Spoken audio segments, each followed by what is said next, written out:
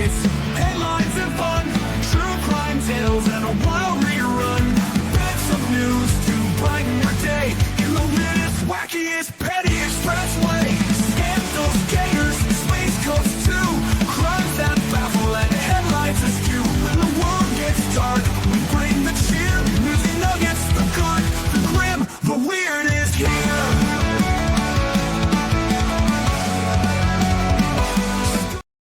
Hey you guys, it's Mo from Mo in the Deep End, and we've got a bit of a longer story, a longer article, and I want to start doing these. They don't quite fit into Mornings with Mo, that keeps it kind of going, but they definitely do work for longer, shorter, well, this will probably take about 15 minutes, but shorter, nuggets. A couple's first date ended in horror after both were shot and only one survived. Now, this story originally aired on November 2nd, 2024, and was updated May 17th, 2025. On the afternoon of Thanksgiving Day 2021, Nanette Stuber sat in her car and anxiously watched as EMTs and Montgomery Sheriff deputies descended on a tiny house in the village of Farmersville, Illinois. Natalie Schuber, I was quite upset and kind of going crazy in the car. Stuber had been unable to reach her good friend Leslie Reeves. Stuber knew that Leslie had gone to the house the night before to go on a first date with Chris Smith, a man she had met online. Never go to their house, meet in public. This is just Mama Mo talking. I met Mr. Mo through the interwebs, so I'm not knocking it at all. But maybe meet in a public place and not like at the house, just for my sanity, my safety. Y'all are gonna make me go gray over here. Nanette Stuber, she was extremely excited. She thought it might actually be a really good connection. But now Stuber was worried. She'd called 911 to request a welfare check and had seen Smith getting taken away in an ambulance, but there was no sign of Reeves. Natalie Stuber said, I kept hoping. Bring Leslie out, please. Finally, a detective approached and asked Stuber for a photo of Reeves. She showed him her phone, and he gave her the horrible news. Nanette Stuber said, I'm sorry to have to tell you this, but your friend has been red-rummed. Shot, he said. He didn't tell me where, but he did say, I wanted you to know she went very quickly. So this is Chris Smith and Leslie Reeves. EMTs had found Smith barely conscious and unable to say anything about the shooting. They rushed him to the hospital and deputies searched the house. Later that day, crime scene investigator Josh Easton of the Illinois State Police was called to the scene and began cataloging the mayhem inside. Erin Moriarty, what did you see when you first approached the door? Josh Easton said, I noticed the side door of the house, the glass had been broken out. Josh Easton, the refrigerator was pulled away from the wall, the kitchen tables were pushed, the chairs were knocked over, so it does seem like there's a struggle or someone broke in or tried to break out. Again, these are all clues that they're going to have to look at and figure out who, what, when, and where. Now, no weapon was found, leading investigators to suspect that a third person could be involved. Now, Easton took note of every detail, including a burnt pizza in the oven. Josh Easton, I assumed they were maybe cooking a pizza for the night, and the suspect opens up the door. They both tried to fight him off. When Chris was shot, Leslie went to the living room trying to hide. Erin Moriarty, how many times was she shot? Josh Easton, she was only shot one time. He said in the head, and now Reeves' body was in the living room while Smith had been found in the kitchen. Easton said the 1,800 square foot crime scenes he had been to, or of the 18,000 crime scenes that he had been to, this was one of the most horrific. There was blood everywhere on the cabinets, refrigerator, the countertop. There was blood from the corner of the kitchen to the other corner. Easton did spot 2 silver bullet casings from a 9mm force multiplier, one in the kitchen and one near Reeves' body. Now, as Easton processed the scenes, detective began learning about the victims. Smith was a 48-year-old divorced father who worked for a pool contractor. Leland LeGrand, or Dina LeGrand, said Chris was a nice guy. He would hang out here frequently, was friends with most people in the town. Everyone knew him. Bartender Dina LeGrand said Smith was well known in town as the guy who grew banana trees and giant pumpkins. Sharon Costanza, Smith's mother, Ashley Holcomb, his sister. Did either of you ever worry about Chris? They both said no. Chris was a stay-at-home person. Literally, he would just work in his backyard. Smith lived with a dog named Tiki. An EMT told the family that Tiki might have helped Smith make it through the night by huddling with him for roughly 12 hours but as he was bleeding and, before he was rescued. I think Tiki protected Chris. I think she laid right next to him. Smith's close-knit family couldn't imagine anyone wanting to unalive him. It was like, no way, how, his sister Ashley Holcomb said. Yeah, who? Yeah, who would have done that? His mother, Sharon Costanza, also echoed. Investigators had the same questions about Reeves and learned that she was a divorced mother of 2 children who lived in Troy, about an hour south of Farmersville. Though Reeves had a master's degree in engineering, she chose instead to teach Pilates and to promote self-defense classes for women. Reeves posted a video to her YouTube channel to advertise one of her classes. Empower yourself against aggression and assault as we teach you easy-to-learn self-defense techniques. Power up. Reeves tried to help women in not-so-great relationships, but her friends say she had her own troubles. Stuber told the deputies she was worried about a former boyfriend, a contractor by the name of Robert Tarr, known as Bobby. Oh, please don't be a bad Bobby. I love Bobby Hill from King of the Hill. Don't make Bobby a bad name. Nanette Stuber said, I'm going to have to completely block Bobby from email, text, and phone calls. I have to go no contact. Later that evening, news of Reeves' murder began circulating and reached another close friend, Amy Steinhauer. She had met Tarr, a divorced father of 3, and did not have a good impression of him, but, she said, you never see someone and think, yeah, they're going to unalive my friend. Steinhauer called the sheriff's office that night to give them Tarr's name, but by then the detectives had already set out to find Bobby Tarr, while 85 miles to the north, surgeons were fighting to save Chris Smith his life from a bullet still lodged in his brain. After learning that Smith had been shot in the head, his family rushed to a hospital in Springfield, Illinois, about 2 hours from their home. I was on the phone to everyone who I could think of because I just needed prayers for my family, said Sharon Costanza, his mother. Doctors removed part of Smith's skull and some of the bullet fragments in his brain before putting him in a medically induced coma. His family, struggling to piece together what happened, learned that he had been out on a date with a woman named Leslie Reeves. Had you ever heard of the name Leslie Reeves before? No. I looked her up then, and I tried to reach out to her friend, and I found her best friend, Nanette, said Ashley Holcomb, his sister. Nanette Stuber told them the same thing she had told investigators, that she suspected Reeves's ex-boyfriend, Bobby Tarr. That night, sheriff's deputies went to Tarr's home in Collinsville, an hour south of the crime scene. Authorities say he never asked why they wanted to talk to him, and he agreed to go to the police without a lawyer. Though Reeves said that the couple had broken up, Tarr told investigators that he and Reeves were still together. Do you and Leslie have a lot of problems? The detective asked Bobby. I wouldn't say. No worse than any average couple. It was Reeves that the detectives wanted to talk about. Detective Roach asked, I want you to dig down deep here and be honest with me as you can. Okay, Leslie is dead. Bobby Tarr. What? Detective Roach. Can you help me shed some light on this? How'd she die? Said Bobby. She was murdered. What happened? Said Bobby. I don't know why they wrote it out like this. This is ridiculous. This is about the biggest pain in behind unless you have a million voices, which I happen to have. Detective Roach. She was murdered. That's why you're here. We're with you. You helped me believe that you're not involved in this. I'm not involved in anything. Investigators asked Tarr about Farmville, the scene of the crime. Do you know where Farmersville, Illinois is, sir? Farmersville. Nope, can't say that I do. Never been there, never heard of it. Then they asked where he was the night before on Thanksgiving. Well, went to a buddy of mine's house. He left and left me some money out of his shop to go pick up. The friend lived a short distance from Tarr's house. Do you remember what time you came back? Yeah, it wasn't that long, maybe 6:30, something like that. Investigators believe that the shooting took place sometime early on Thanksgiving morning about 1 a.m. Well, they were just trying to keep him from Friday shopping. You can talk to my daughter about me being home. And that's exactly what they did.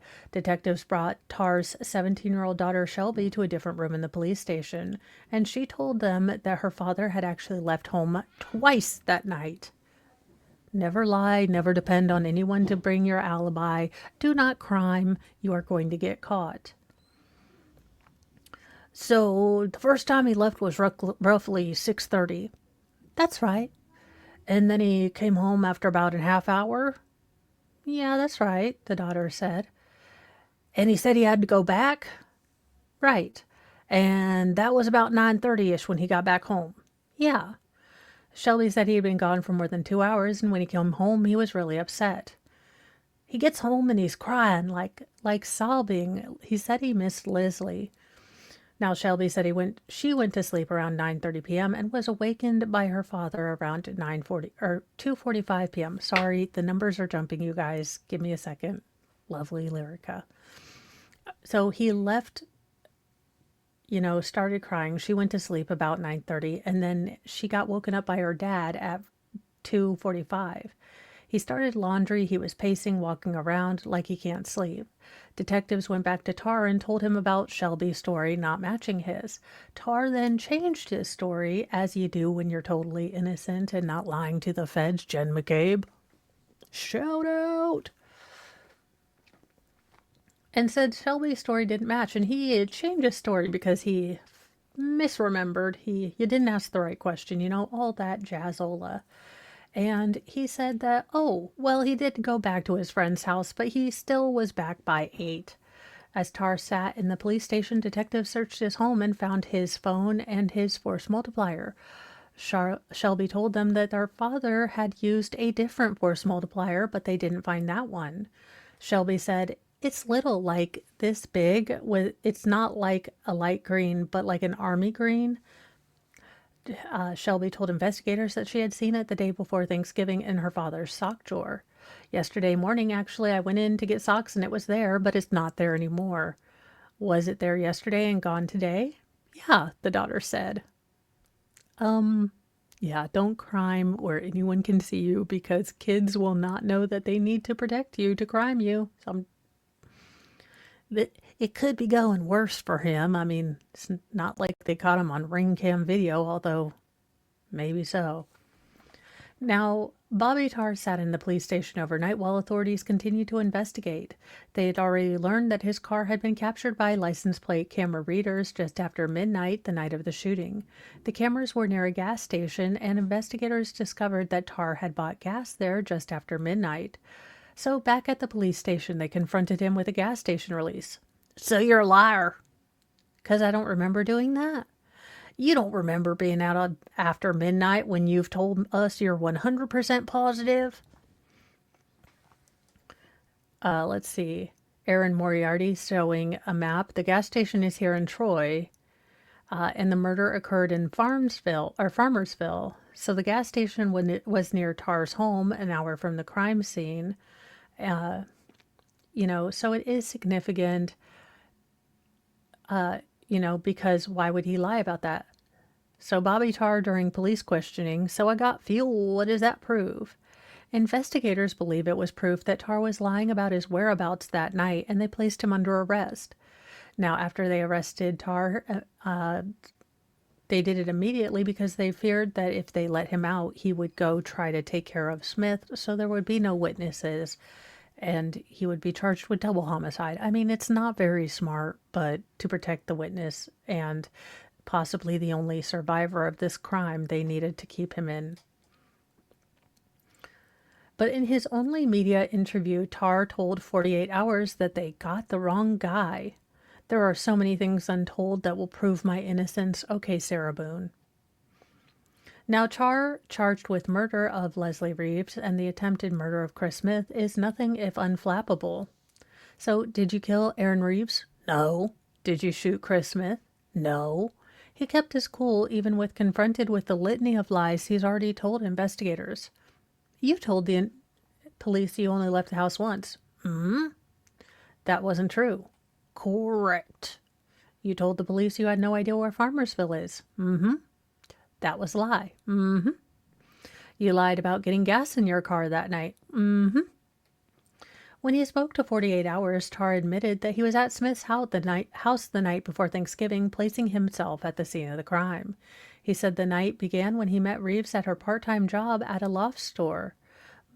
She said she was going to meet some friends because of one of their friends playing in a band. She asked me if I wanted to go, and I said, I would love to, but I have my youngest daughter staying with me for a week. Tar said that he declined the invitation, and Reeves asked if he would follow her to Farmville because the van was unreliable, so he did. It made no sense to Reeves' friend, Amy Steinhauser. She was terrified of him, rightfully so. Just a few weeks earlier, Steinhauser said that Reeves told her that Tar had shown up when she was on a first date with another guy. After that incident, Reeves told Steinhauser that she was afraid of Tar and texted her, "I could be unalived by him one day if I don't cut all contact." So you're telling me right now that this is a woman who is scared of you, who actually texted a friend the night she thought you might unalive her, and she asked you to follow her to another man's house. Mm-hmm. Does that make sense, Bobby? No, I understand. So, I don't understand that text in general. So, why did she think you were trying to unalive her? I don't know. I have no clue. Now, Tar says that Reeves lied to her friends about their relationships, and he insisted she asked him to follow her north to Farmsville. Yeah, if you believe that, I have a for-profit charity called Mo's House, and 100% of the profits go to Mo's House. I'm actually more dependable than most charities, but it's still just a shameless grift. So, no, sir, I don't buy that. So, he has all of these lies. They're coming in. His daughter's even telling on him, and it's absolutely ridiculous that he continues to find this. Okay. So we get to the point where Tar does point out the lack of physical evidence connecting him to the bloody crime scene. Investigators searched his white Jetta but didn't find any shards of glass or bloodstains. Bobby Tar, 2. Tests by the state police were done on my car. 0 blood found in my car. There's 0 DNA of mine at the crime scene. Anything from the crime scene in my car or on me or on my clothing or shoes, 0. Now, a prosecutor affrontee has to concede that point. There wasn't any fingerprints or any trace evidence. Now, authorities had still not found the murder weapon, but a week after the shooting, they got a call from Tar's friend, Billy Adam. Adam said that Tar had called him from jail, and that call was recorded. Bobby Tar on the jail call house.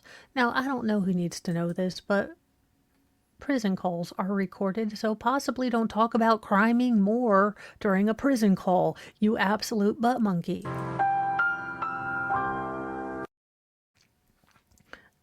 Let's see, what's your day look like? Because I need 10 minutes of your time. Now, Tar asked Adams to go to his house and look for some deck brackets. I got some special aluminum brackets and I need you to get them because they're for another job I didn't tell Dad about yet, so don't say nothing to him. Now, instead, Adams contacted the sheriff's office. Deputies knew Tar knew the phone call was being recorded and tried to speak to his friend in code about something other than deck brackets. Billy Adams, they're aluminum? Yeah, get rid of them. They thought that was suspicious, which is why I went over and searched. I mean, investigators were on their hands and knees in Tar's yard looking for a gun. Dan Foltz is Tar's defense attorney. They searched that area thoroughly, no gun. You know what they did find? Deck brackets. A few days later, they got another phone call, this time from Tar's brother, asking them to come back to the home. Tar's family gave deputies a Ziploc bag they said they had found in the same yard that had just been searched days earlier. Inside, a Springfield Hellcat 9mm force multiplier with silver-colored ammunition was placed. The Illinois State Police determined that the force multiplier was related to or could be included in the weapons that might have done this. Again, it is not matched. There's not a 100% match in these very subjective fields like ballistics and things like that. What they can now say is that it can be included or excluded. So yes, it looks similar enough that it can be included into the force multipliers that Mike could have done this. It is not a 100% fingerprint type match. But if someone was framing Tar, he or she would have had to be pretty detailed oriented. State police said that Tar's fingerprint was on the Ziploc bag. He is adamant that he wouldn't have been dumb enough that he would have carried it all the way to his home and said, where do I put this, on my 1 acre lot? I think I'll put it next to the front door. Now, Tar points out that neither his prints nor DNA were found on the force multiplier itself. Not, so interesting. Now, investigators continued to build a case against Bobby Tar. They said that he was hatching a plan to silence his only eyewitness. If there's anyone who knew what, force multipliers Leslie Reeves owned, it was Howard Barton, her close friend and firearm instructor. Leslie accompanied me here on several occasions when I would hold classes, and she would actually shoot with us, Howard Bolton said. She was becoming a very good shot. Bolton said that Reeves had organized a class called Girls with Force Multipliers not long before she was murdered. We put the girls through their paces. They would move forward and fire. They would come back and fire, and Leslie did very, very well. Now, Bobby Tar insisted to 48 hours that Reeves owned the Hellcat and that was used to unalive her, but that Howard never saw her use it. Leslie never brought in a Springfield, let alone a Hellcat, to class. So then how did Reeves' DNA get on the guide rod of the force multiplier? Howard believes that Reeves' DNA could only be on the guide rod if the force multiplier was fired at her at close range. In fact, Howard says that Reeves owned a different force multiplier. Her friends said they wished she had taken it on the night that she had been unalived. Had Leslie had that force multiplier with you, I assure you the outcome would have been different. Tar declared his innocence, but the case against him could hinge on what Chris Smith, the only survivor, remembers. Would he be able to identify him? That was the question as Smith remained in a coma. We were there singing to him, talking to him. I was always holding his hand, his mother said. While Chris lay helpless, authorities say Tar was plotting to silence him for... Apparently, Bobby was plotting. Did you ask another inmate to shoot, Chris Smith? No, ma'am, I didn't. Did you ask them to unalive Detective Roach? Of course not. Sure, Jan. Tar says the alleged plot was a lie concocted by another cellmate. Tar said he loaned that cellmate $10,000 for his bond, and it had nothing to do with Smith. Sure, Jan. Sure. Inmates regularly send $10,000 for no good daggone reason to other inmates. I may have been born yesterday, but, not at night.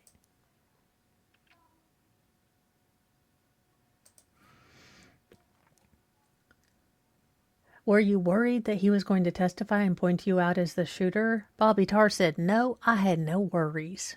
Now, the truth is, no one knew what Chris Smith remembered, and the first time he regained consciousness was in early January 2022, about 2 months after the shooting. His voice was so weak in those early days that old friend Mark Reardon, a talk show host in St. Louis, barely recognized Chris on the phone. I couldn't believe that I was hearing from this guy, and I cried and he cried. Just talking about the moment really brings tears because I thought he was never going to be able to, be someone in my life again. Well, when Chris came out of this, I was pretty sensitive to ask him about anything that happened that night because I was a little afraid of even having those conversations. So most of the conversations we had were really focused on, hey, how are you? And you're going to be okay. After intense physical therapy, Smith has made incredible strides. He's much stronger than when he woke from the coma, but he has discovered there are gaps in his memory. What does he remember from that terrible night? I wish to God I could remember something, even just a smidgen of something, but I remember nothing. He remembers nothing of the shooting or Leslie Reeves. Who the heck is Leslie? I don't know a Leslie. Aaron Moriarty asked his family, is Chris the same person you've come to know, since he was shot? I think at the core he's still the same guy I knew. He's still the smart ass. He's still the guy that's going to talk about how good he is, how good he was, and how he could lift weights. Smith works out at the gym most mornings to regain muscle so that someday he'll be able to walk without assistance. He's even back to being a lead singer in his rock and roll band. He didn't know if he was going to make it. I don't understand how he did, but it's a miracle. But Smith is aware that his life is very different from what it once was. I'm half the man I used to be, but I'm trying to get back as hard as I can. My left leg is partially paralyzed from the hip to the knee, then from the knee to the toes, completely paralyzed. So if there's any neurosurgeons out there or any researchers out there, please get a hold of me. I'll be your guinea pig. Just make me normal and give my life back, please. And I think that's a plea of anyone that has chronic pain. Give me the pill, give me the surgery, give me the something. Just make me go back to where I was before this crap. Smith is resigned to living with a part of that hollow point bullet in his brain. Doctors say the spot where it is too dangerous to remove. After decades on his own, Smith had to move back into his mother's house. I think my daily blessings that he's here with us and just wish that this guy didn't take everything away from him. Smith visits with his loyal dog, Tiki, but no longer lives with her. He'd love to see his 12-year-old daughter more often, but he can't drive, and he's living in St. Louis, almost 2 hours away from his daughter and ex-wife. I mean, she's my little pea pod, and we did everything together. The trial of Robert Tarr was set for April 2024, but Smith would not be there. He told the prosecutor he was too angry to attend. But Smith's alleged shooter, Bobby Tarr, will be there, and he's eager to tell the jury he's not a violent man. When Bobby went on trial in April 2024, prosecutors told the jury that he killed Leslie Reeve rather than allow her to live the life she wanted, a life without him. The prosecutor, Mr. Tarr, couldn't deal with the fact that Leslie was seeing someone else, and he had to go take care of it. Now, Andrew Affronte said Tarr secretly followed Reeves to Farmsville early that evening, and shortly after his phone began showing some interesting activity. He actually Googled, Chris Smith on his phone and tried to find his Facebook profile. Tarr headed home and texted his friend, Billy Adams. I don't feel like she would drive that far for a party or to go out with a girlfriend. I think it's a dude. He also searched whether police could track his phone if he was using a VPN. He was searching to determine whether or not he could mask his location while using the phone. Authorities say around midnight, Tarr left home, stopping at that gas station. Then, according to Affronte, surveillance videos and cell towers records show that Tarr drove back from Farmersville. With one victim dead and the other with no memory, it's difficult to say for certain what happened, but prosecutors argue that sometime after 1 a.m., Tarr tried to enter through the back door. Reeves and Smith tried to keep him out. There was some sort of altercation and struggle. Okay, all of this is sounding like reasonable doubt to me, and he sounds like Bobby Tarr sounds like an utter douchebag, but he still deserves reasonable doubt, and if they don't have enough evidence, well, I don't like this. So the defense continues to say there's simply no evidence of any of this scenario that happened. There aren't fingerprints, there aren't DNA, and there's nothing to link him to this crime other than this mysterious force multiplier that ended up in a Ziploc bag with his fingerprint on it after the detectives had searched. However, maybe they can't searched. He says the assailant could not have been Tarr because he would have been covered in blood. They didn't identify a single piece of DNA in his car. They didn't identify a bloody fingerprint. They didn't identify anything tying him to that crime scene, said Dan Foltz, his defense attorney. But prosecutors argued the house wasn't bloody when Tarr left. They said Chris bled heavily in the 12 hours it took for help to arrive, and while the prosecution did not have a lot of forensic evidence linking Tarr to the crime scene, his phone activities, his lies to the investigators, and evidence found on the Hellcat all proved his guilt. Now, Tarr wanted to tell his story, but chose not to testify. The defense did not put any witnesses on and counted on the jury to find reasonable doubt in the lack of physical evidence. Now, after 3 hours, the jury found Bobby Tarr guilty of first-degree murder and attempted murder. 2 months later, Tarr was back in court for sentencing, and this time, so was Smith, to tell the judge how the shooting had impacted him and his family. The cameras were not allowed during this victim statement, otherwise I would react to it. While Smith was in a coma, he says looters descended on his home and stole his guitar and amps, even his above-ground pool. Later, his house was sold and auctioned rather than razed. All this left is an empty lot. Now, Tarr has also spoken at his sentencing and denied shooting either Reeves or Smith, and the judge sentenced him to 85 years. Leslie Reeves' friends are focused on keeping her memory alive.